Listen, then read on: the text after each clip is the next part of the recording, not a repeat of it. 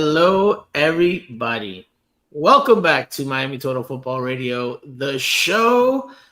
As you can see, it's two of us on this week's episode, or as you will soon hear, there are two of us on this week's episode. I'm Franco Panizo, one of your usual co-hosts. Joining me is Jose Armando, a.k.a.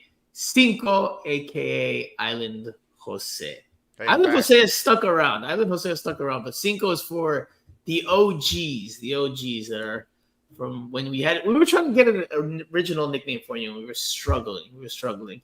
Endo is already in the comment section saying, Buenas noches. Yeah. Finally, I'm not late. Well, you're not late, Endo, and that's because we are late. As Skrilla points out, y'all late like always. Hey, don't blame me on this one, man. I mean, Franco. No way. I mean, I guess I'm the showrunner, but when my diva co-host likes to make a fashionably late entrance, then there's not much I can do. Jose, how are you, man? How's it going this week? I'm good. I'm excited about the pod this week because, I feel like we kind of need to lift up Leagues Cup a little bit, It doesn't feel like the tournament is playing out like it did last year, obviously, with Messi not playing. The attention is not the same. I've been trying to watch some of the games, around, especially last night, Puebla and Tigres, because it related to Inter Miami. So I wanted to watch Tigres as well. Just, I don't know, man. We got to do something to to lift the tournament up a little bit. Are you rights holder? Speaking of nicknames, are you rights holder Jose again? Why do we have to lift up the tournament? If the tournament is not generating interest, then it's just not generating interest. I mean, that's just is what it is. I don't know. I'm not a rights holder, but it's just for fun. To make it fun, like it was last year. Andrea and I spent a good part of last week's pod, and Andrea not with us on this week's show, as you guys can see or hear. We will get the three of us, the terrific trio, back again soon, but she is MIA on this one. But Andrea and I spent a good portion of last week's show criticizing the competition and why we could possibly expect a dip in interest, especially with no Lionel Messi taking part this year. But anyway, we won't revisit that conversation. I know Jose's going to maybe do his best to, wave the pom-poms, but we're gonna. I mean, I'm gonna be honest with you about what it is. Really. I mean, listen. Like, if we're being honest, I mean, this week's game, Inter Miami versus Tigres. I mean, this is as good of a group game match as you're going to find. Obviously, it loses some luster or a lot of luster without Messi being involved, but it's still a good matchup in terms of. I mean, I know you're probably going to give me stick for this, but two of the more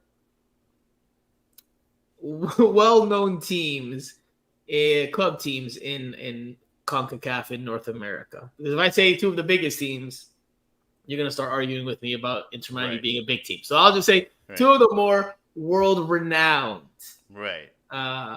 known teams. It's an attention-grabbing. Well, it should be an attention-grabbing game. But, at the same time, unfortunately, both teams are already qualified. And Inter Miami will be hosting, so there's really not a lot on the line for Inter Miami in terms of. But Inter Miami will be hosting the next round game. The next game, yeah. So So that does take away something out of this one, right? Yeah. Well. I think it's more about setting the tone. Maybe setting the tone for the rest of the tournament, especially when you're facing one of the top Mexican teams. If you're able to play a good game against them, win that game, then, maybe we can get a conversation started. Kala already jumping right into it in the comment section saying both teams are into the next round. Both teams rotate players and a bad pitch. Don't risk it. Well, we'll talk about that. We're going to talk about this game. We're going to preview this match. We'll talk about the debut of David Martinez for Inter Miami. We will talk about Yannick Bright. And an interesting question that I posed to you in person this past weekend that I think bears a little more discussion. Frame it the same way. Here we go.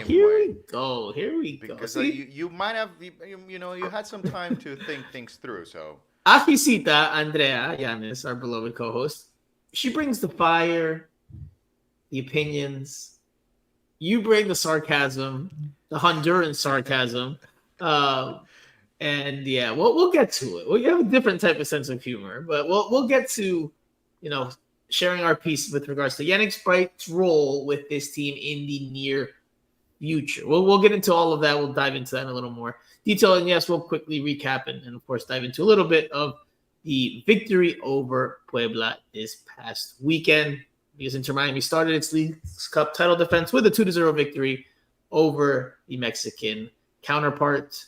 One at home, 2-0 at Chase Stadium, but we'll dive into all of that. Of course, if you're new or you're old, if you're watching or you're listening, please leave us a review on Apple Podcasts, formerly known as iTunes, Spotify. If you're watching on YouTube or even listening on YouTube, leave us a like, a comment, a share, a subscribe, hit the little bell. It helps us out tremendously, and we're getting so close. I can almost. I forgot where I put the shirts. They're here though. I promise they're here. I can almost put them in the mail. We're that close. I'm almost ready to put them in the mail. We'll have to do the drawing first to see who I'm mailing them to, but we're almost there. So please leave us a review. It helps Miami Total Football Radio out a lot. You thought I was going to forget. You cannot think I was going to forget to do that. Never, ever, ever. All right, Jose. Let's jump into the meat and potatoes, the biggest part. It's Saturday's game. Inter Miami travels to play Tigres UANL, as you would say it in English. Pero, este partido no se juega en Mexico. This game is not happening in Mexico. They will be playing in Houston.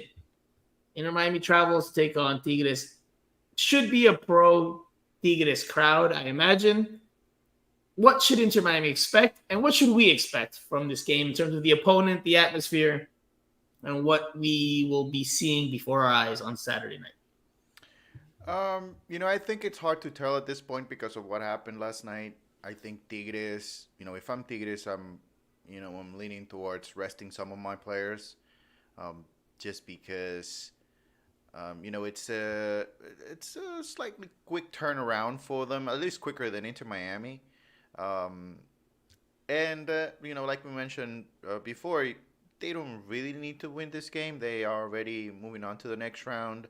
And, essentially for any Mexican team in this competition, every game is a road game, as much as they are playing in Houston. And is this a road game for both teams?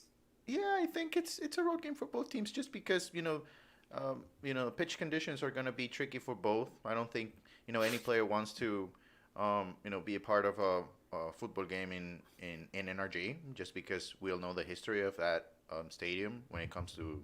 No, I think it's an assumption. I don't think we all know the history of NRG, so I think you should enlighten us as to some of the history of NRG. Because yes, this game is being played at NRG Stadium, which is a big football style stadium, not football soccer, but NFL football, American football style stadium. Obviously, being done for the same thing that we constantly harp on why things are done. With the sport in this country, but anyway, nonetheless, if you can't, of course, if you're not watching this, I'm doing the money gesture with my hands. But anyway, Jose, yes, enlighten us a little bit about the history of NRG Stadium. We might not all know. Well, no, I mean, almost everybody, especially after Copa, I think everybody knows about, the complaining about the field conditions. Usually what they do is, they put grass on top of the synthetic field, and so, it doesn't. It doesn't really matter how long they put that in. It's never going to be the same. And so, throughout the years, in friendlies with the Mexican national team and so many other friendlies, people have complained about the pitch conditions and rightfully so because it's a concern for head coaches. I think Marcelo Bielsa said it, pretty much gave us an outlook of what that means for coaches and players. And tomorrow for Inter Miami, you don't want to risk any of your big players, on that field, especially when you already are guaranteed to play a home game in less than a week, So next Thursday, yeah. Inter Miami will play who though? Inter Miami will play which team? They would play Pachuca or Toronto. Toronto, yes, or TFC, yes. It was interesting to me just because I was checking the standings, and Leagues Cup is so complicated. I mean, it is complicated for us, as media members. We should know all this stuff, about the rules and regulations. But for fans, it should be really, tricky to find out why is Inter Miami hosting in the next round. And the reason why they're hosting, even though they don't know whether they'll finish in first or second place in the group, is because of league standings in 2023 in MLS, which is, I mean, doesn't really make a lot of sense, but that is why. And so this is actually, if they abide by that rule for the rest of the tournament, this is the only game that they will play against an MLS team at home, because they finished only, I think Toronto was the only team that's below Inter Miami in the 2023 standings. That is correct, Jose Armando. Inter Miami finished in 14th place in the Eastern Conference in 2023. Toronto FC was the only team that finished below them in 15th. So, yes, this would be Inter Miami's only home game throughout the rest of the game if they play an MLS team. Yes. So, if you're an Inter Miami fan right now, you better be rooting for Mexican teams to play so that you can watch them play at home, right? Yeah.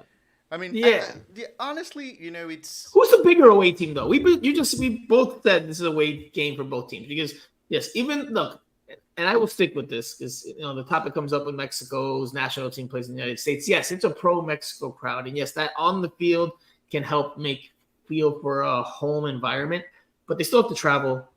They still have to deal with logistics in a foreign country where, behind the scenes, like we watch the 90 minutes, maybe some pregame, some postgame, but you don't necessarily always see the logistics and what goes into the team landing. Sometimes there's, issues that arise just in la convivencia, in the day-to-day that a team goes through when it's playing away and, maybe not knowing the language, although, Mexico plays, there's plenty of Spanish speakers around, I'm sure. So, but there's little issues that arise that don't arise when you're at home. When you're at home, you have it all sorted. You have it all figured out. You know exactly. If you have an emergency, you know where to find the solution, whether it's a doctor or this chef called in sick. So we need a new guy that can do the team.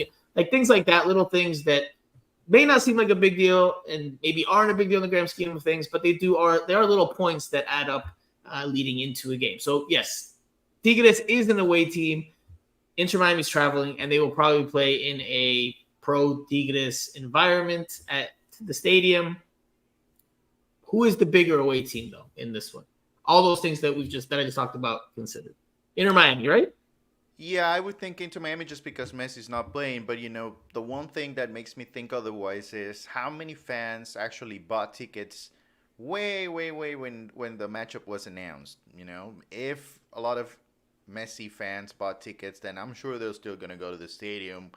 And, yeah, I guess maybe root for Inter Miami. So that's the only thing. But still, even if that's the case, I can't imagine more Inter Miami fans there than Tigres fans. I would say, I don't expect, a huge crowd.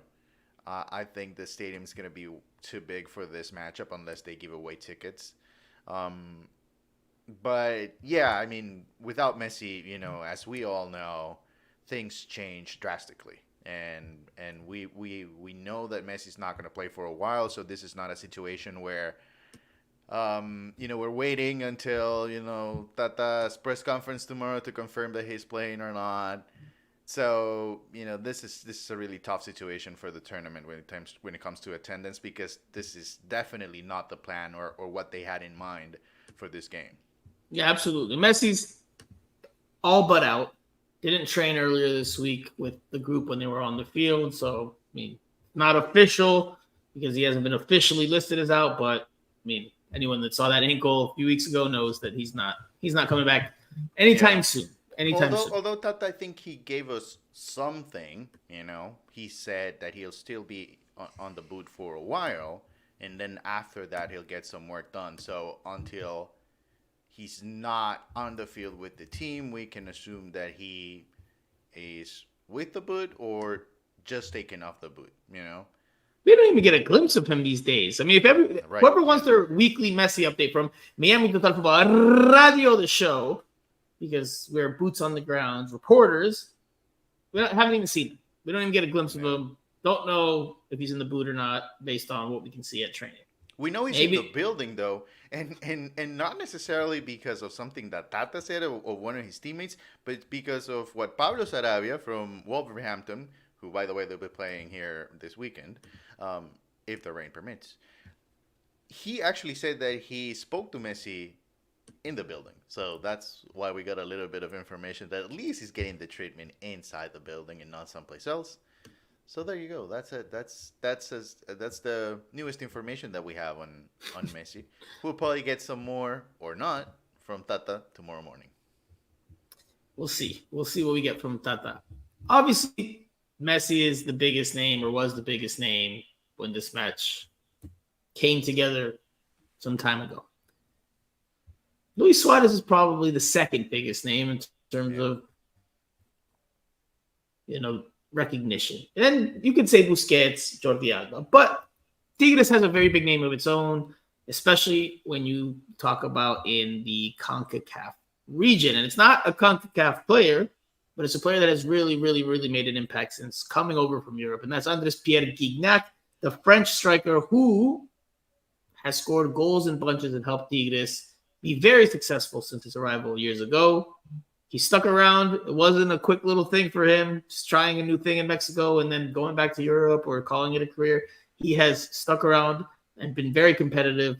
He is, I think, for me, going into this game without Messi, the player to watch for both teams, right? He's the player that will have, if he starts, right? Because we don't know if If he these starts, teams are yeah. going to decide to just rotate their lineups. Let's just go under the assumption, although, and I'm not trying to do the pom-pom thing like you were, but let's just go under the assumption that both teams are going to go with their as close to first choice 11s as possible, because that will make our exercise a whole lot easier here in terms of previewing the game. Because if we think they're going to rotate, we don't know what Tigres is going to do. We won't know really what Inter Miami is going to do. It's going to be more of a guessing game with a lot more variables. So let's just go with the assumption that they both play their starting lineup, although the caveat and the asterisk, el asterisco, is they may not start their first choice lineups because they're both already qualified for the next round. All right, so let's go. Let's start from that premise. If that's the case, Andres Pierre Gignac is the player to watch. He will be decisive in this game for me. If he has a very good game, doesn't mean he has to score, but if he has a very good game, Tigres will win. If Inter Miami can, for the most part, keep him quiet, then I think Inter Miami stands a very good chance of winning. I think that is the key to the game, how he performs and which team gets the better of him, right? Tigres getting his goal scoring or attacking exploits. Again, it doesn't need to score for them to win or for him to have an impact. Or Inter Miami doing a good job defensively of shutting him out and silencing him, just like they did to former Peruvian international Santiago Ormeño in the match against Puebla. I mean, listen, Ormeño, I'm Peruvian. Ormeño, no good. No bueno. No bueno. Not the international level anyway. But anyway, I digress. Jose, what's the key to Inter Miami slowing Gignac down if he does start, if he does play? Usually with Gignac, you try to keep him away from the ball, as much as possible. If you let him connect early on, then you're gonna be in trouble. You want to get him, you don't want him to get involved in the build-up, which is something that he likes to do when he doesn't get a lot of touches. So, if he's able to progress throughout the game and he's able to win battles, those 1v1 battles are key. I think you really can stop him on a 1v1 situation, even though he's not quick. He's actually very good with the ball and he's very strong. But those are his main assets. So you kind of have to do a collective effort, But I think Inter Miami is well positioned. I think the way they are playing defensively lately, I think they should be able to handle Gignac. Although you're always exposed with a player of his quality. He might have a moment of brilliance and then you're in a tough spot. But I think they should be in pretty good shape. I think they should be in pretty good shape because I don't think Tigres is going to be overly aggressive. I just knowing that you're on to the next round, that is something that really limits the potential of this game. So I would have to Lo check the bracket. condiciona, right? Lo condiciona. Right. Condiciona el Yeah. partido. I would have to check the bracket, but I would like to see this matchup in an elimination game. If it can happen later on in the tournament, because I don't think tomorrow we're gonna get the best of this matchup. Or Tomorrow. Saturday I should say. Saturday. Are you drunk, Jose? I know Saturday. you don't drink, but are you drunk? Me, All right. Look, Michelo. me too. I have no drinking for me on this week's spot. I have a Gatorade. No, I'm not hungover. Just felt like having a Gatorade. Look, for Inter Miami, it's doing what they've been doing, but on an even better scale. Because if they give, like you said, Gignac half of space, he's going to punish them. Any little mistake out of the back, if they build up poorly or they commit a silly turnover like they do sometimes in MLS, it's probably going to come back to bite them. He's that lethal. He's that clinical, full of confidence. I mean, he knows that he's arguably the best striker in the entire region here in CONCACAF right now at the club level. So Inter Miami has to have no tengo un partido de 10 puntos, but they don't need to play 10 out of 10 in terms of their overall performance, but they've got to get close to that. They have a 7, un 6, 7 or a 6 in terms of the team performance on a 1 to 10 scale, then I think that might not be enough.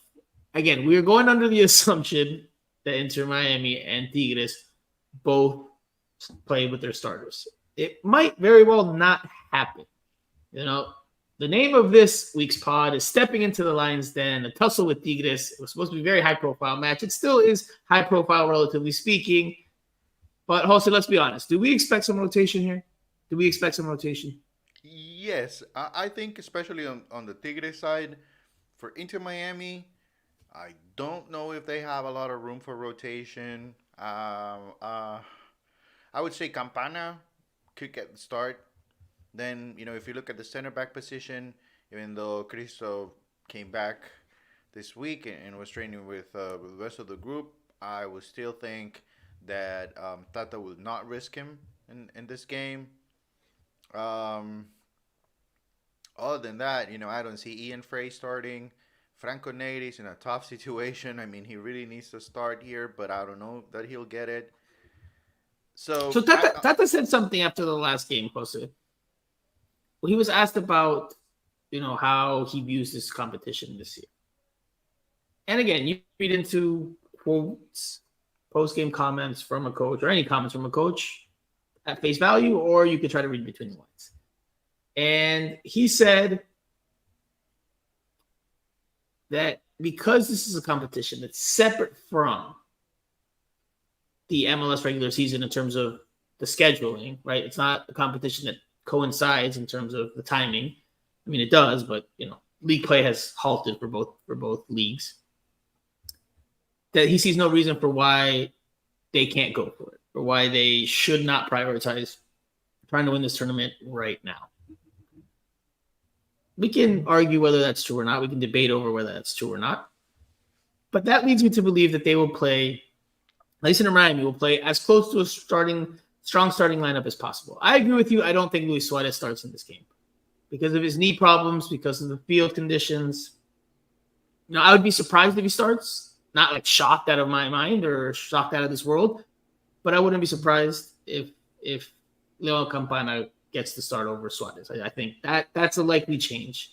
At the back, we don't know yet the condition of Toto Aviles, who missed the match against Puebla due to a concussion he suffered in training, or a hit to the head he suffered in training, which then put him in the concussion protocol. So his availability, at least as of Thursday night, is still in question for the game against Tigres. Maybe we'll get an update. Maybe we'll see him out in training on Friday. But as of Thursday night, when you're either watching this live or maybe hearing this after the fact, Toto Aviles is a question. If he does not go, I imagine it's Sergio Busquets again with David Martinez at the back. Then you've got your usual fullbacks of Chilo Weigand and Jordi Alba. That midfield, I imagine it's going to be the same, Jose, right? Yannick Bright, Federico Redondo, and Matias Rojas. And then up top, again, we said Campana as the number 9. On the wings, probably. Maybe David Ruiz gets the start. You think David Ruiz? maybe David Ruiz gets the start. Over who? I would say over Matias Rojas. So you think a more defensive-minded Yeah, game plan from Inter Miami? yeah. I expect Inter Miami to be a little bit more conservative in this game. You know, there's no draws really in this game because of the man. I hate this of the penalties, but so yeah, I think they're gonna be a little bit more defensive minded. And when Tata is defensive minded, then David Ruiz usually starts. Okay, so we'll revisit that in a second because I want to finish my lineup. On the wings, I think we said Camparatanain. On the wings, Julian Gressel, El Intocable Julian Gressel, the untouchable Julian Gressel. He's not penciled in, baby. He is permanent markered into that starting lineup. And on the left side, Robert Tate. Right? I think that. I mean, do you agree with that lineup for the most part? Yeah. Except for the David Ruiz point, which we'll get to in a second. The other question is at goalkeeper. CJ Dos Santos got a surprise start ahead of Drake Callender in the match against Puebla at Chase Stadium this past Saturday. Again, a 2-0 victory for Inter Miami. So CJ Dos Santos got himself a clean sheet. A rare appearance for CJ Dos Santos. Not his first, but a very rare appearance. Very close to his first. very quickly, let's just hear CJ Dos Santos talk about post-game, what he felt like when he heard that he was going to start that game.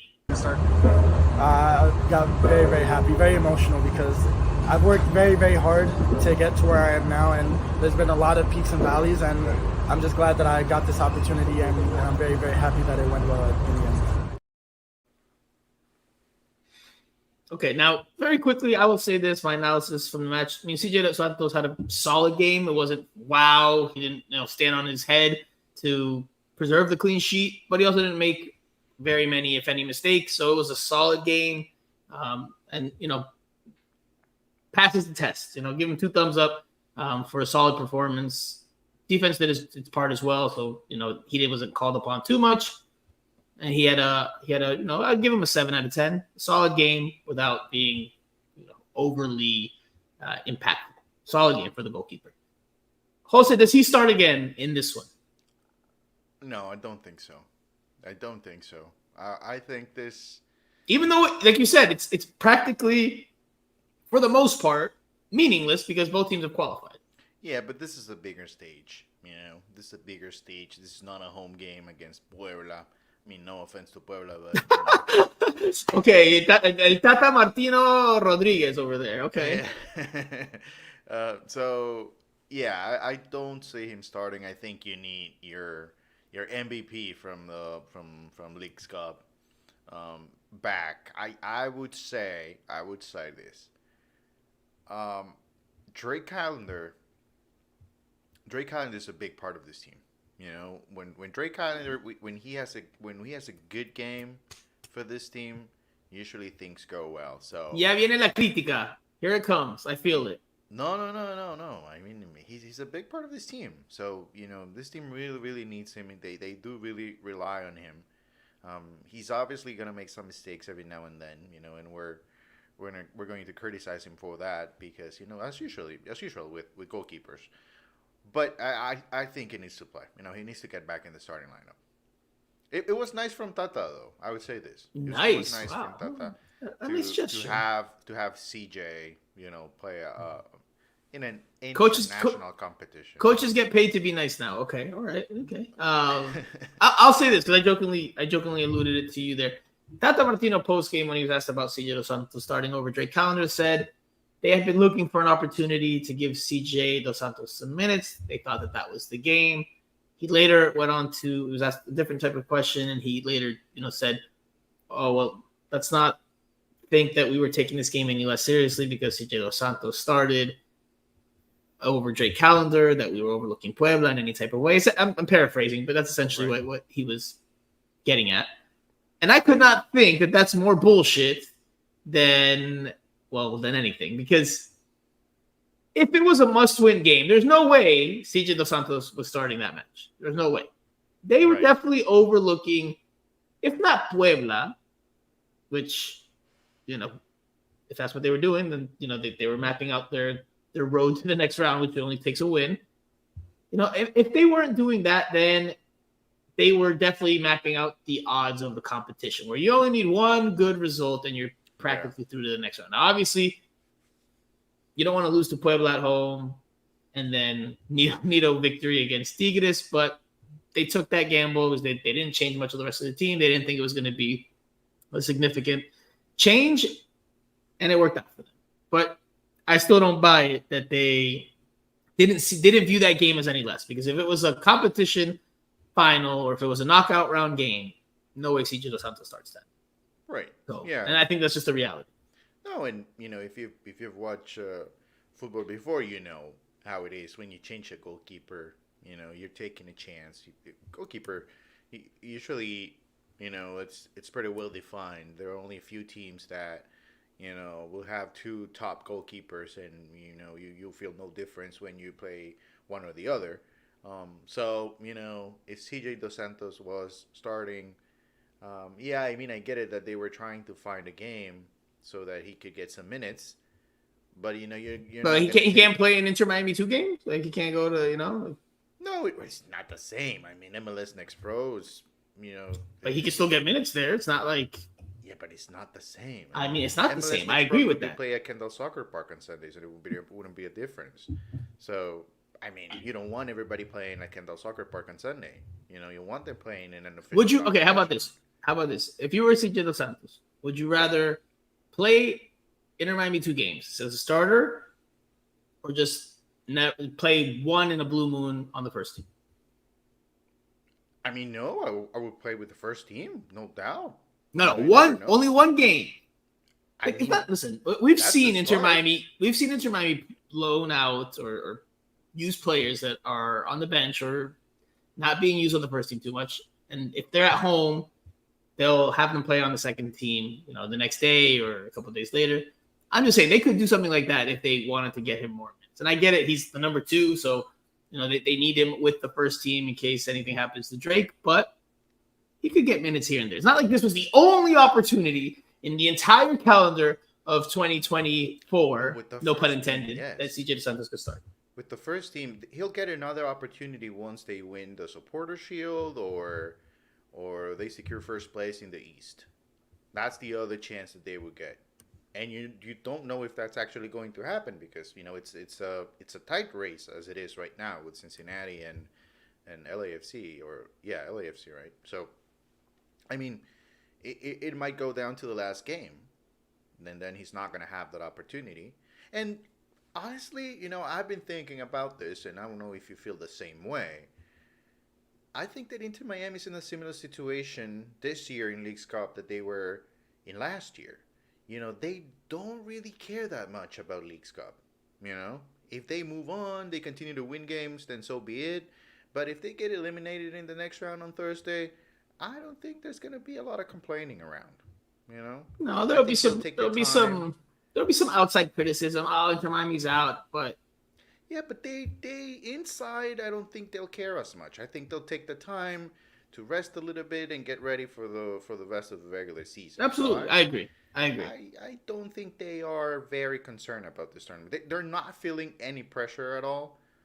They especially from media or even the fans. I don't think they're feeling the pressure to win this tournament again. No, absolutely. I agree with that. We talked about that last week. If they get knocked out, I don't think it's going to ring alarm bells. No. People are going to bring out their pitchforks and torches and be like, oh, no, Tata out. Like, if they don't win this competition, look, they won it last year. Winning it again would be nice, but it's not an incredible achievement. Like, it would just be more of the same. What they need to do is win Supporter Shield and MLS Cup, right? That would make this year a lot more successful in the eyes of many. Winning Leagues Cup and not winning those other trophies doesn't really do a whole lot for you if you analyze it on the balance of the entire year, especially with how Champions Cup went for Inter Miami. All right, so Jose, you think Drake calendar starts again? I will say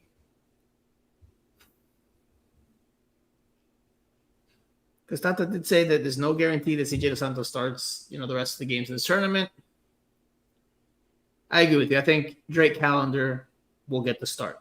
reason for that is going back to your point previously that I think Inter Miami adopts a more defensive-minded approach given the opposition that it's facing.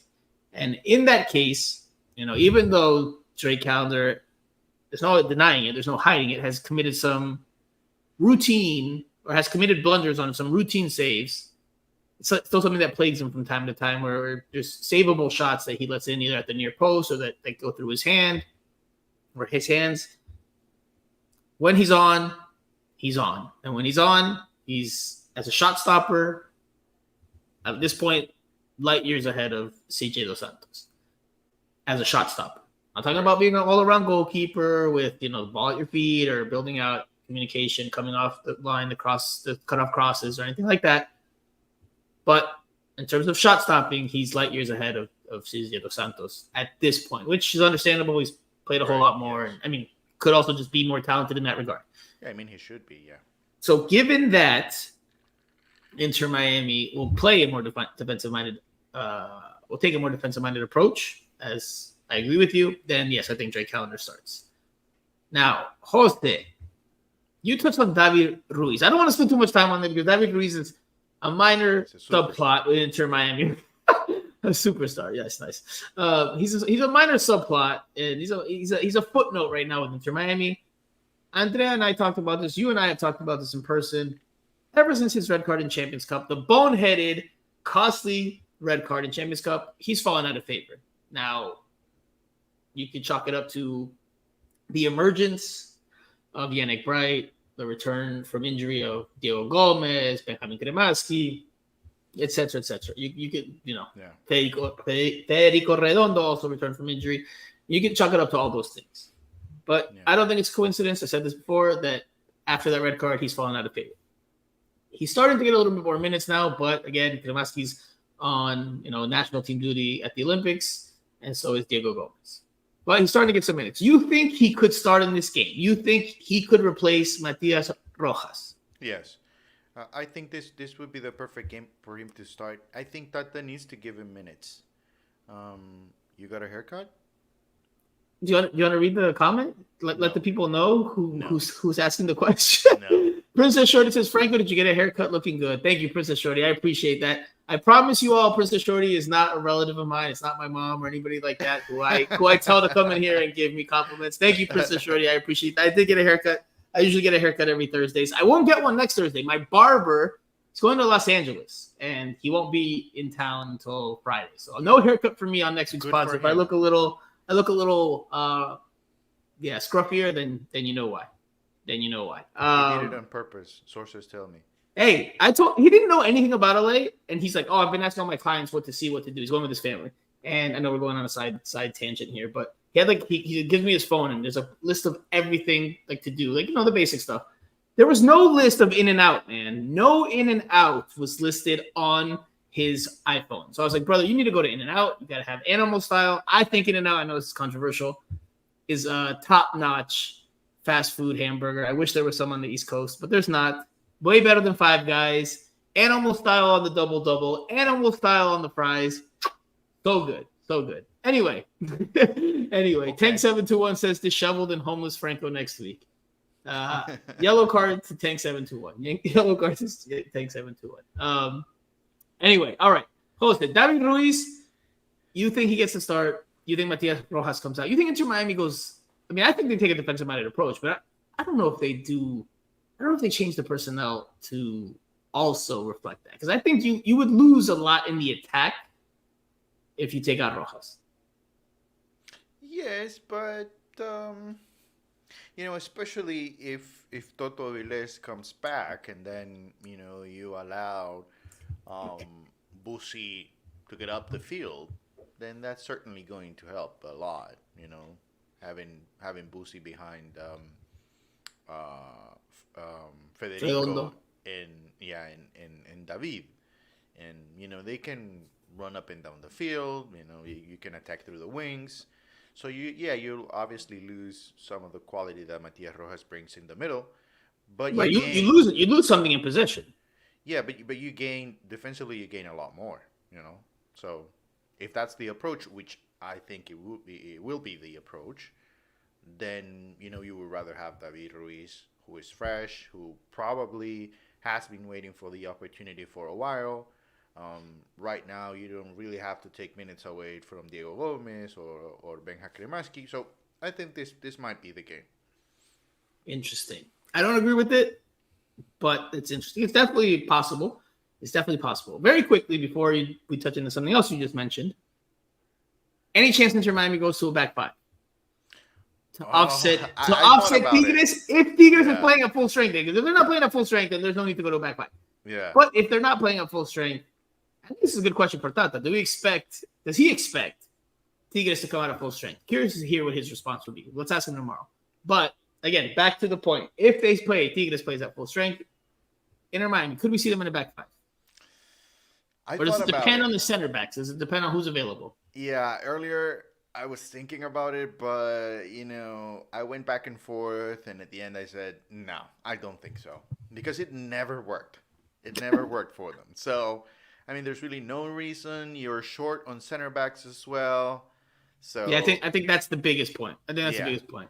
More so than el rendimiento of the back five. More so than the performance levels, because I think Tata still, to a certain extent, likes it. Not saying he's in love with it, but I still think he sees it as a tool in his arsenal. But with the lack of center back options right now, overall, I don't think that they adopt that approach. I think Sergio Kristoff is still a question mark, and Toto Avila is a question mark. You've had David Martinez who just arrived. You've had Sergio Busquets playing back there. So which I don't like, by the way. We'll get there. Florida Man says back five and vomiting emojis. So Florida Man, not a fan of the back five. Skrilla says the three center back worked against Columbus only if we play a low block. If they're playing Tigres at full strength, I could see Inter Miami adopting more of a mid to low block approach. Yeah. But again, that's the big caveat. We don't know what these teams are going to throw out. We'll get more information on Friday that we can try to decipher through the lines. But obviously, we're recording this before then because we try to leave you guys Friday nights for your entertainment elsewhere, as well as my own. But anyway, no, I'm just kidding. Jose, you touched on something when you were talking about David Ruiz potentially filling in that midfield.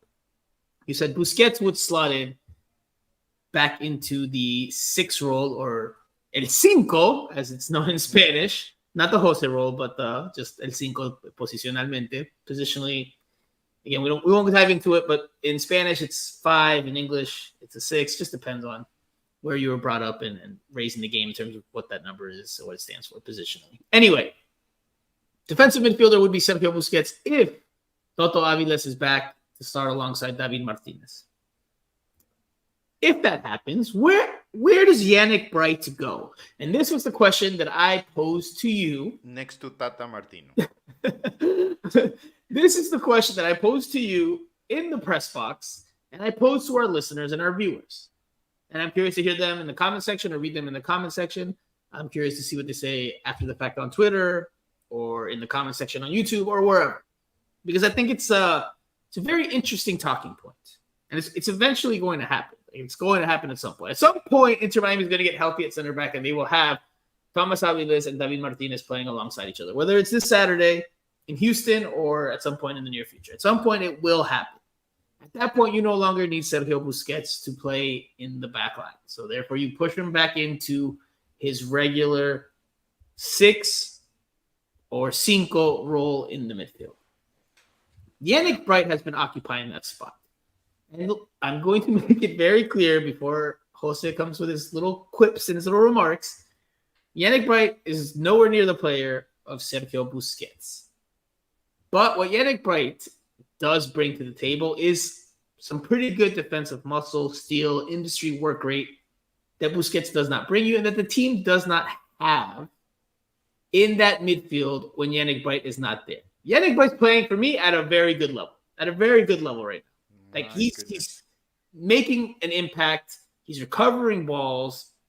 He's bringing that defensive steel to Inter Miami in that midfield for all the grit and all the effort they put forth. They just don't have when he hasn't been there. You're overreacting to 2 games. No way, man. No way. It hasn't been just 2 games. Someone in the comment section earlier said Yannick Bright Rookie of the Year. I think he's a candidate. Absolutely. What? Absolutely. How? Absolutely, bro. He's been playing, bro. He's playing at a very good level, man. He's playing at a very good level. He has 3 starts. So you only have to start. How? You only have to start to be a rookie of the year. Oh my God! So you're not a starter on your team, and you're rookie of the year. But yeah, I think there's like tons of good rookies in this league. Like tons of good rookies every year. It's not the NFL, man. It's not like tons of candidates to be rookie of the year. Wow. Kyle says Yannick Bright has been good since June. So Florida man says Bright is a stud. I mean, Jose, are you not watching these games, man? I've been saying he's good, but he's not rookie of the year, or he's not better than Boosie. Okay, he's not better than Boosie. I made that clear. But in terms of you said he was not better than Boosie, but then you went on because he brings a different element to that midfield that midfield doesn't have when he's not there. The element that he brings, he's not going to bring anything better than Boosie. It's never going to happen. I mean, Boosie is a top player, a top player.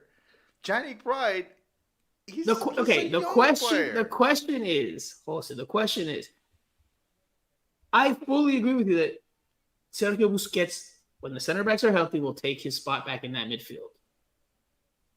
But what happens to Yannick Bright? Do you find a place for him in that midfield? Does Tata Martino find a way to get him in there, whether it's for Federico Redondo, whether it's for Matias Rojas, whether it's... He's not better than Rojas. The only player that he's better right now, in Inter Miami roster, in the midfield, the only player that Yannick Bright will be better than is David Ruiz. That is the only player that he'll be better right now. At this moment. If we go back early on in the season, David Ruiz was playing well until the red card against Monterrey. At that point, David Ruiz was much better than Yannick Bright. But they're going to be up and down. They are... Listen, no way, man. I'm sorry. I know he's Honduran, and I'm not even trying to, stick it to you here. From what I've seen in Yannick Bright, and yes, it's a small sample size. But at the level he's played at a higher level, to me, than David Ruiz when David Ruiz has played at his highest level. Fine. I mean, that's fine. But he's not better than Redondo. He's not better than Diego Gomez. He's not better than... Okay, hold on.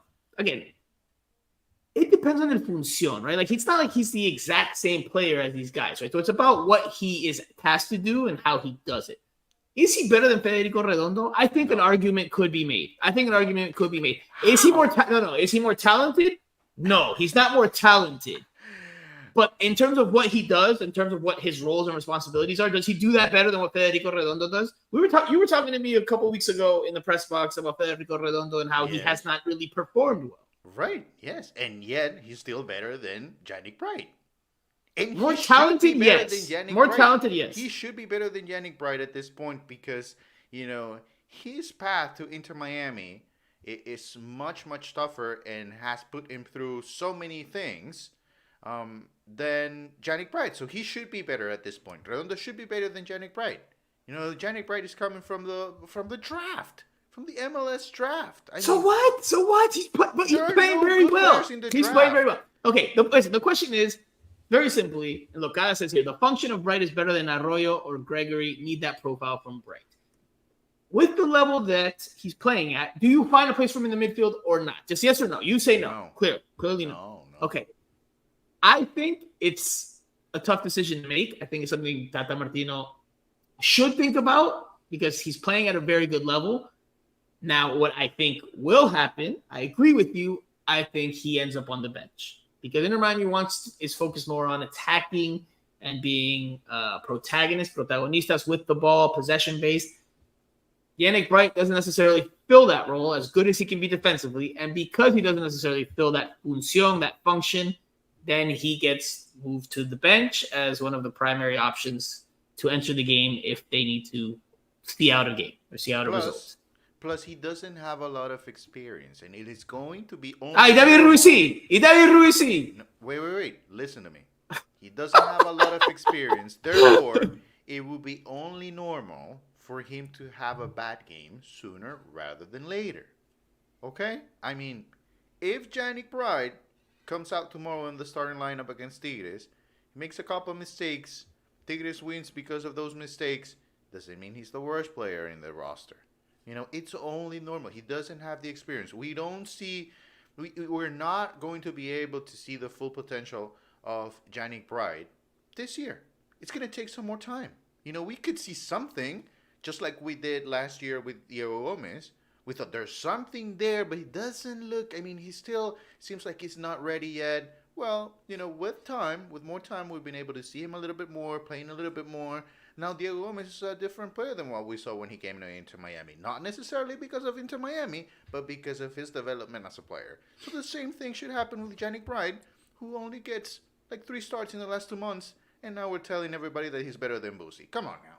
Come on. Mike B in the comment section says, Franco insinuating that Tata actually thinks, laughing my ass off. And Mike B adds, the irony here is that we are currently stacked at the central defensive midfield spot. Again, I disagree with you, man. Spiller here is with me. Redondo's not better than Bright. Redondo didn't show us he's consistent. Look, I want to make this clear so that anyone listening to this, including Jose, because I think Jose is up. You know what? I'm gonna start calling you earwax. I'm gonna start calling you earwax. I don't think you hear me clearly. Fix it. Look, I am not saying that Yannick Bright is more talented than Federico Redondo. But from what he's shown in the past month and change, 2 months, is that he fills his role better than other players fill their roles. Now, that doesn't mean that he can fill those players' roles, which is why I think ultimately he will, when the center backs are ready, Busquets comes back into that midfield, I think that makes the decision to take him out. But there could be an argument that he deserves a place in that midfield somewhere because of what he does with the ball. Without the ball, what he does defensively, not with the ball. Sorry. So if the playoff starts tomorrow, you play Yannick Bright over Fede Redondo and Busquets. That's where Tata would have to do some thinking and figuring out who fits where. Who fits where? How do you fit them together, right? So you think Yannick Bright will help you win a championship right now? He's helping you win games. He's helping you win games. I'm talking about big games. I'm talking about right now, man. I'm talking about right now. I'm just telling you. This is what I hope. What you've seen from Yannick Bright in the last month is not necessarily going to reflect the rest of his career. He's too young. He doesn't have a lot of experience. I don't want to use the word young, by the way, because he's not that young in terms of age. But he doesn't have a lot of experience right now. So he needs to go through, a rough patch as well. Just like David is going through it right now. He doesn't have to go through it. How do you think this is what I would like to see. Do you think they'll be successful for the rest of their career? This is what I would like to see, Jose. I would like to see Yannick Bright get the start this weekend. I'd like to see that. If Aviles is not healthy yet, if he's not cleared the concussion protocol, because I think you need 7-8 days at least. If he's not cleared and Busquets starts at center back, I want to see Yannick Bright in that 6, in el 5 against Tigres. I want to see that. I want to see him play at a higher level against a more talented opposition if they play their full choice lineup and see how he does there. Because clearly at the MLS level, he can cut it. Clearly. I told you this in the press box against Puebla. I wouldn't be surprised if Inter Miami's already getting phone calls from other teams in MLS. Oh, my God. I wouldn't be surprised. But the kid can play, man. The kid can play. So what if he has a good game on Saturday against Tigres and a bad game on Thursday against Toronto? What does that mean to you? Then he had a dip in one performance. But listen, man, his performance levels have been very consistent. Makes sense. They've been very consistent. Makes sense.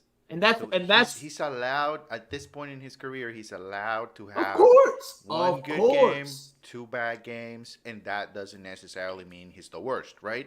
So he had 3 good games. That doesn't necessarily mean he's the best. It works the same both ways. No one's saying he's the best, Jose, but the level he's playing at and the function he's fulfilling, I think there could be a place for him in that lineup, but that would require Tata to adjust the system. You just told us the Premier League has been calling for 2 weeks. That's what you told us, right? Listen, I think the comment section's kind of with me here, though. I think. Look, Tank 721, Bright has been too clutch and important to help us win without Messi. Listen, Bright has been a key component in this recent stretch of wins and of good results for Inter Miami, League and, now League's Cup. Again, Busquets, that's his spot. That's Busquets' spot when everything is good and well.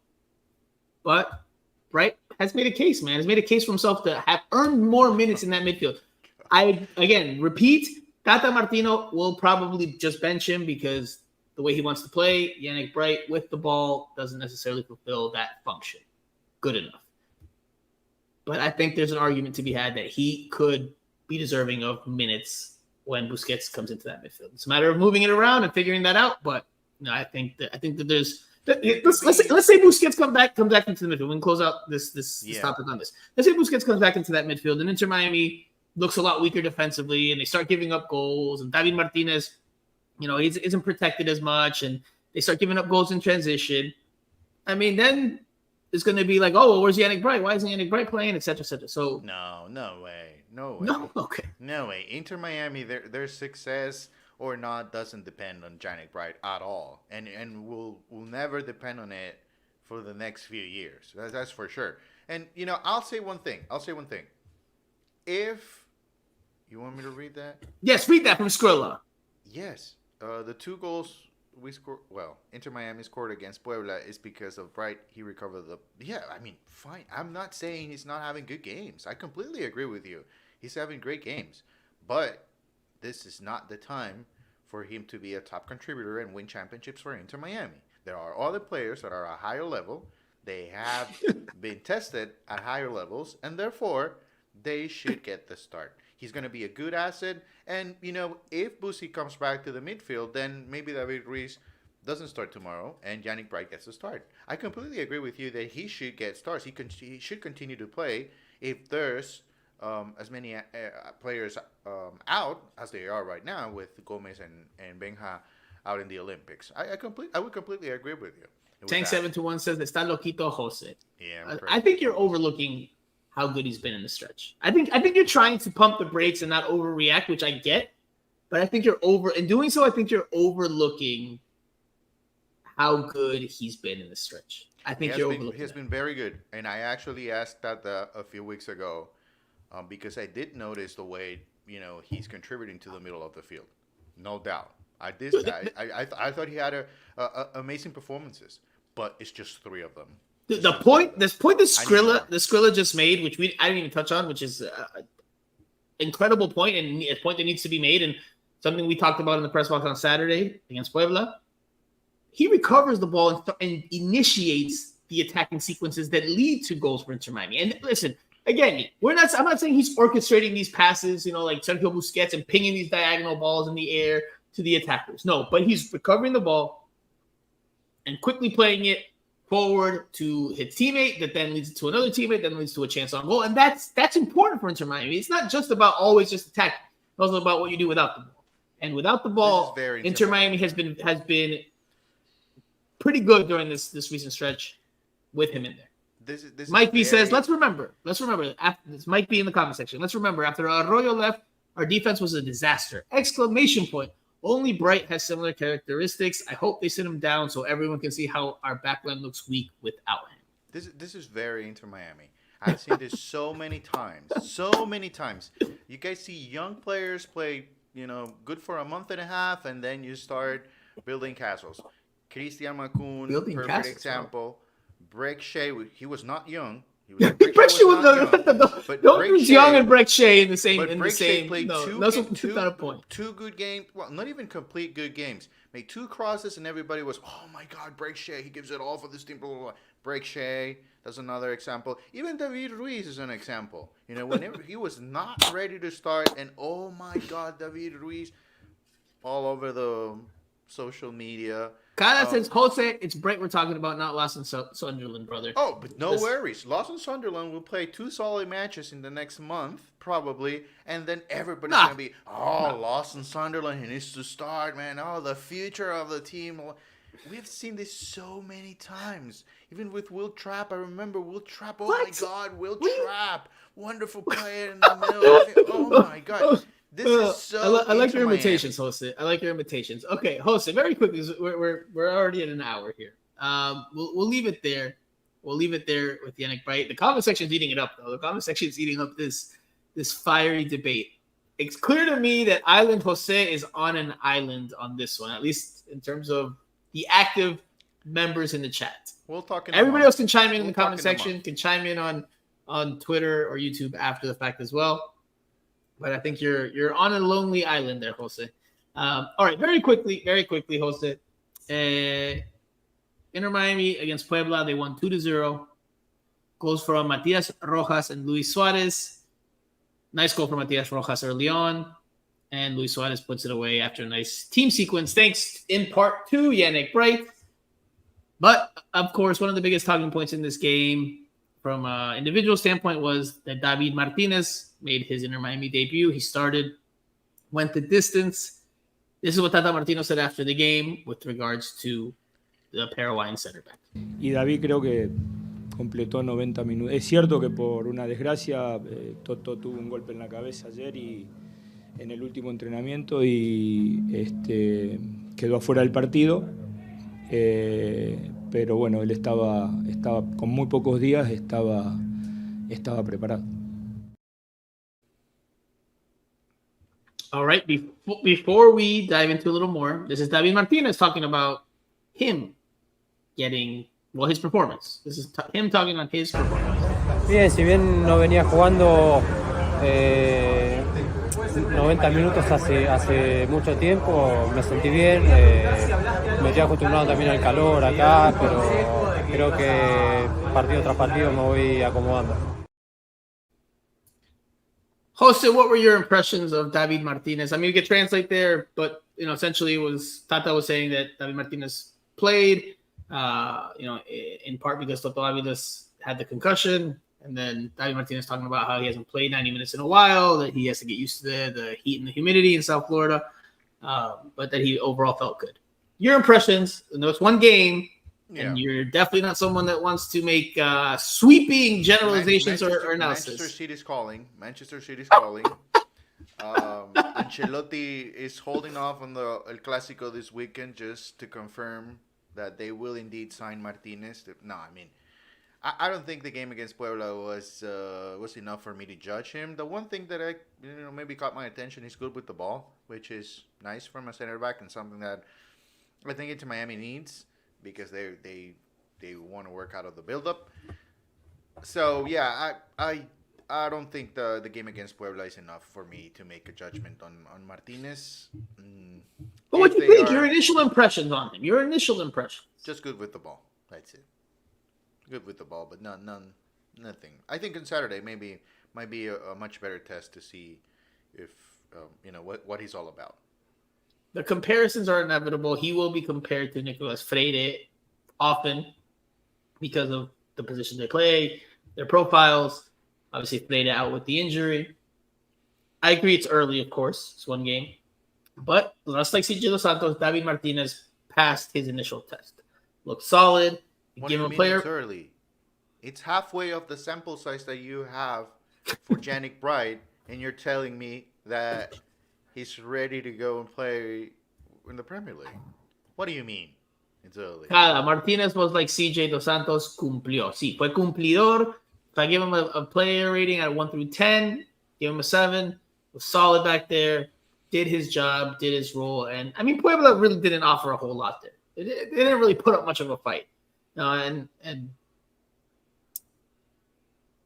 if Inter Miami had a good game, or, Inter Miami won comfortably, that's how I'll say it. If Inter Miami won comfortably in this match, it's because Puebla offered almost nothing.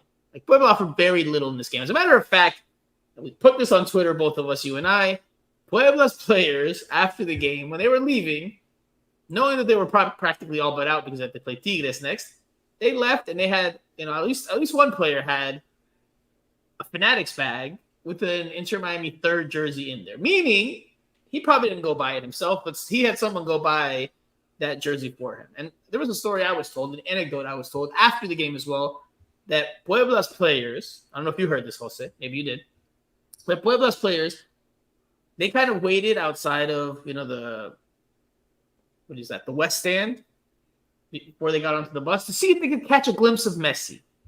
I saw it.